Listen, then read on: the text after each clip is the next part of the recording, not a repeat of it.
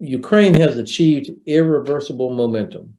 In my mind, there's no doubt. There's no going back for this momentum that Ukraine is moving forward. It's too early to plan victory parades, obviously, but the momentum feels irreversible. And more people that I speak with from different countries, different agencies, I think are sharing a sense of this irreversible momentum. So because of that, and because of the challenges that Russian Federation forces have been having, I mean, their ground forces are clearly on the back foot. They have manpower problems. So this partial mobilization, which was a incoherent rollout and terribly executed thus far, and of course put 500,000 Russian military-age males on the road out of Russia, has revealed a lot about the will of Russia to do they really want to fight. And we know from history that war is a test of will as well as a test of logistics. And so what I'm seeing now is Russia trying to do everything it can to change the dynamic, to change that momentum, to distract, disrupt, and mostly prolong the conflict to break our will. Because key to Ukrainian victory is going to be continued support from the West, led by the United States, Germany, UK, continued support for Ukraine in terms of delivering what we said we would do, but also keeping the sanctions in place. These sanctions are having a real effect. The precision munitions that we saw flying into Ukrainian cities this morning, they cannot be replaced because of sanctions. The Russians do not have the ability to replenish their weapons that they're using against Ukrainian civilians. So I think they're trying to draw it out in hopes that we will lose the will to continue support because of our own energy prices, because of concerns and anxiety about our own our infrastructure. This is the last winter that Russia can damage or disrupt Europe. They won't have that same influence after this. So we've got to stick with Ukraine. I think the Ukrainians have made it very clear that their top priority request is for air and missile defense, and today's missile attacks just illustrates that. This is about protecting European citizens, European civilians, not air bases or seaports or that sort of thing. It's protecting innocent European civilians.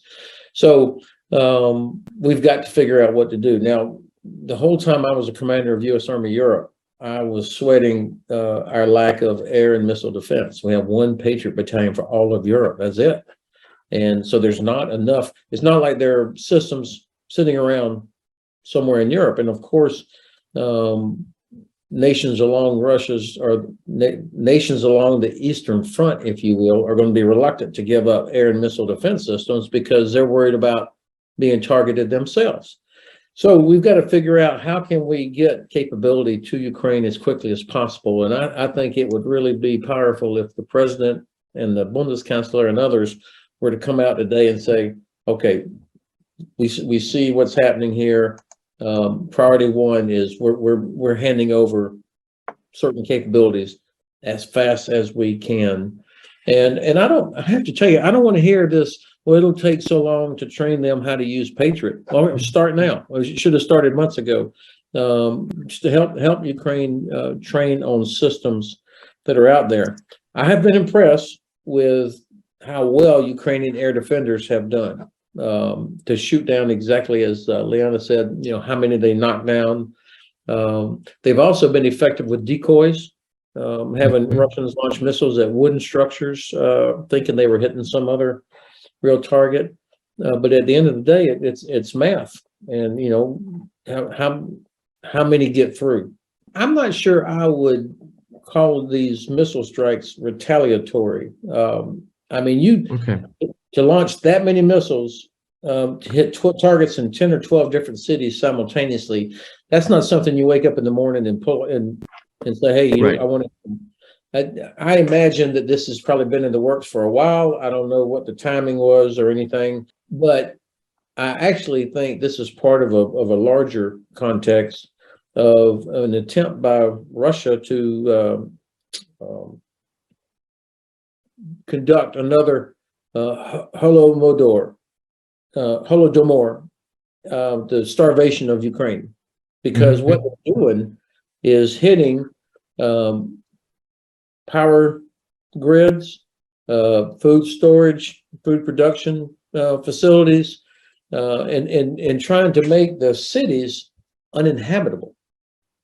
So that as winter approaches, Ukraine is beset with food problems, heating problems, housing problems, infrastructure problems. So whether this is a new phase or it's desperation, it's clear that the Russians still intend to destroy Ukraine as a state and the idea of Ukraine as a state. And so they're just going all out, launching drones and missiles from Russia, and also, by the way, from Belarus, against civilian targets, with the intention of creating the conditions for the Holodomor and the Kolodomor, which is to freeze to death.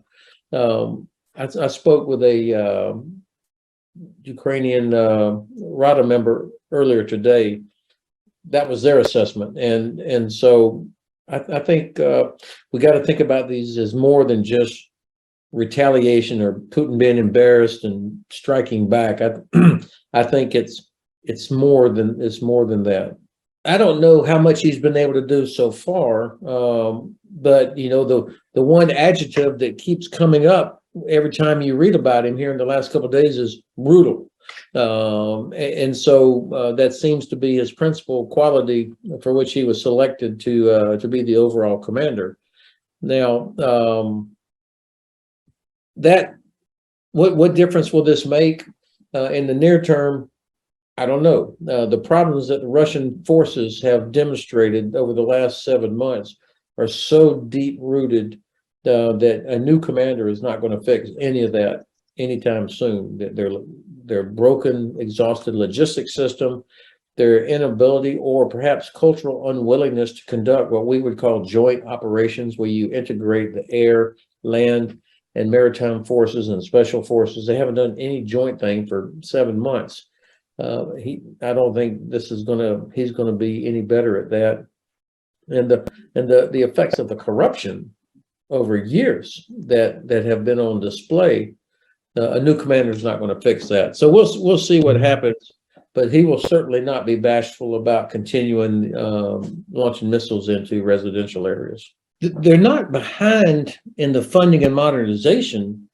It was wasted. I mean, they spent a ton of money, new airplanes, modern, new equipment. I mean, they have spent since 2007 a lot of money. But you know, spending money on new kit does not equal a better force. Having a lot of ships does not equal having a good Navy. What they have failed to do is build what we would call build readiness. Units that are capable, ready to fight, they're properly and fully manned. They have maintenance, support, logistics, soldiers, pilots, ships, crews know how to do their job. And what we have seen is, other than the artillerymen who seem to be pretty good, nobody is actually very good at their job.